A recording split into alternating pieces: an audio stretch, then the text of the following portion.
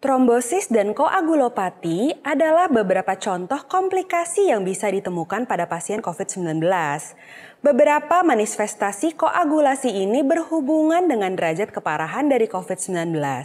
Diduga ada interaksi antara SARS-CoV-2 dan reseptor ACE2 yang menyebabkan aktivasi endotelial dan faktor-faktor inflamasi yang menyebabkan keadaan tromboinflamasi. Makanya, pada penelitian kohort prospektif ini, peneliti ingin menilai risiko absolut trombosis vena cerebri dan trombosis vena porta dalam 2 minggu setelah didiagnosis COVID-19. Mau tahu lebih lengkapnya? Simak terus video ini.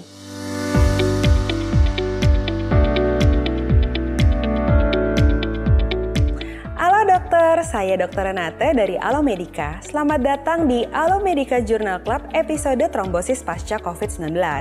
Penelitian oleh Tarquin M. dan kawan-kawan yang dipublikasikan di Lancet pada 31 Juli 2021 ini dilakukan dengan tujuan untuk mengetahui risiko absolut trombosis vena cerebri dan trombosis vena porta dalam pada pasien yang terdiagnosis COVID-19 dan juga individu yang mendapatkan vaksin Pfizer menggunakan data rekam medis elektronik.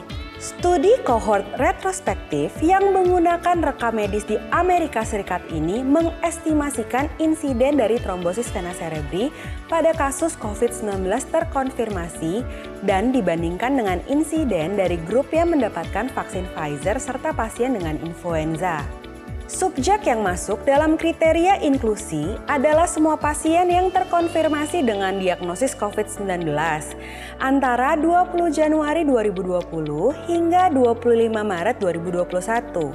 Sebanyak 537.913 pasien masuk ke dalam penelitian ini, dengan 54,9%-nya adalah wanita dengan rata-rata usia 46,2 tahun.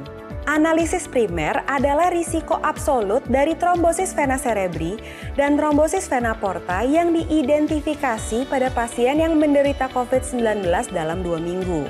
Karakteristik dasar pasien trombosis adalah nilai D-dimer di atas 5 mg per dl, nilai fibrinogen yang rendah yang ditandai kurang dari 200 mg per dl, atau trombositopenia selama 2 minggu setelah COVID-19 terdiagnosis.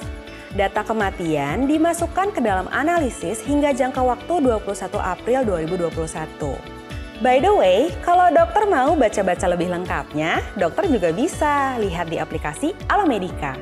Gak cuma ada artikel tentang topik kali ini aja.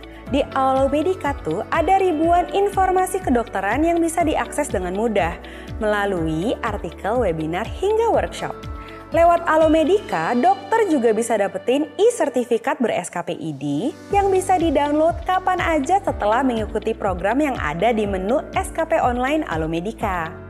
Selain itu, ada juga forum untuk dokter bisa sharing-sharing berbagai kasus menarik dengan sejawat dokter dan spesialis se-Indonesia.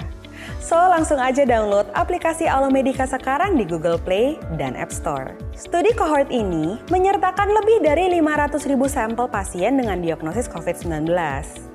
Kemudian dibandingkan dengan 2 kontrol kohort untuk menentukan indeks kejadian yaitu diagnosis influenza pada 20 Januari 2018 dan 25 Maret 2021 dan pasien yang mendapatkan 1 dosis suntikan vaksin Pfizer atau Moderna. Luaran utama dari studi ini adalah risiko absolut trombosis vena cerebri dan trombosis vena porta pada pasien yang didiagnosis COVID-19 dalam 2 minggu pertama dengan evaluasi yang dilakukan bersamaan dengan kohort pasangannya yang telah disesuaikan berdasarkan usia, jenis kelamin, dan suku. Analisis sekunder juga dilakukan yang mencakup penilaian risiko absolut TVS dan TVP dengan mengeksklusi pasien yang sebelumnya pernah didiagnosis TVS dan TVP. Hasil yang didapatkan adalah insiden trombosis vena cerebral setelah diagnosis COVID-19 adalah 42,8 per juta orang termasuk 35,2 per juta orang saat diagnosis pertama. Hasil tersebut lebih tinggi secara signifikan jika dibandingkan dengan lajur trombosis pada pasien influenza dan vaksin Pfizer dan Moderna.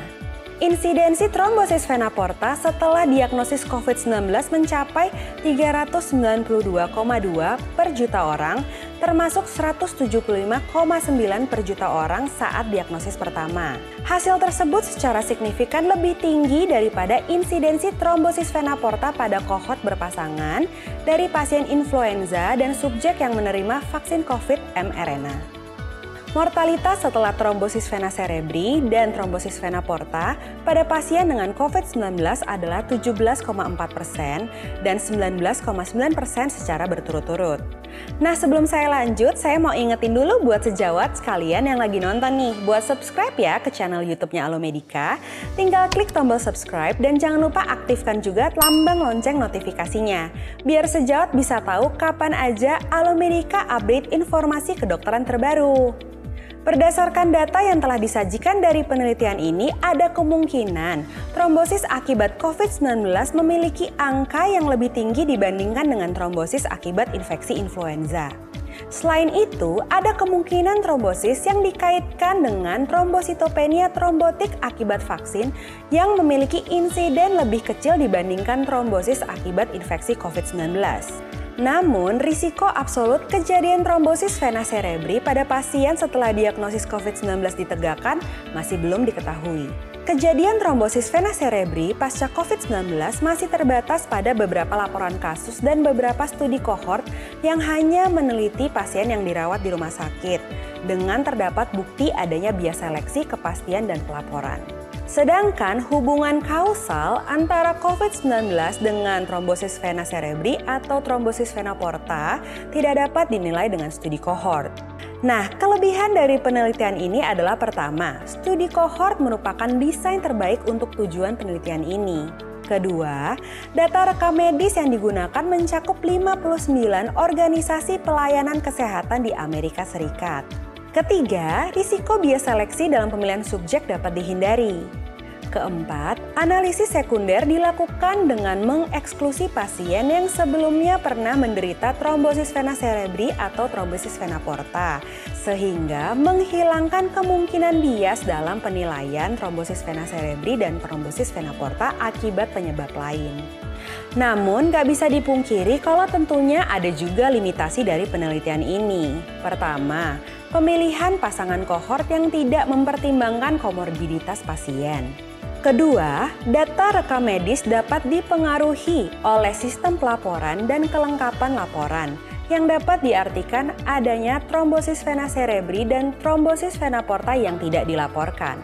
Ketiga, estimasi risiko relatif trombosis pada penelitian ini juga tidak mencakup pasien yang mendapat vaksin maupun yang terinfeksi COVID-19 di luar fasilitas kesehatan karena tidak tersedianya data tersebut dalam rekam medis pasien. 4. Tidak tersedianya data hematologi utama dari kebanyakan pasien, sehingga sulit untuk membandingkan trombosis pasca COVID-19 dan setelah pemberian vaksin mRNA yang dinilai dalam penelitian ini. Kelima, vaksin adenovirus tidak diikutsertakan. Nah, apakah penelitian ini dapat diaplikasikan di Indonesia? Jawabannya ya dan tidak. Risiko trombosis pada kasus ini trombosis vena cerebri atau trombosis vena porta memiliki nilai yang tinggi akibat infeksi COVID-19 jika dibandingkan dengan kelompok grup kontrol yaitu grup influenza dan resipien vaksin COVID-19. Akan tetapi, vaksin COVID-19 yang digunakan pada penelitian ini adalah vaksin Pfizer dan Moderna, di mana hal ini berbeda dengan vaksin yang kebanyakan tersedia di Indonesia. Jadi makin yakinkan dok tetap memberikan vaksin COVID-19 ke masyarakat. Semoga video ini bermanfaat untuk dokter ya. Jika dokter memiliki topik yang ingin dibahas oleh tim Alomedica, jangan segan-segan untuk menulis di kolom komentar ya dok. Jangan lupa untuk like, share, komen, dan subscribe channel YouTube Alomedica. Jadi dokter andal dalam genggaman, salam Alomedica.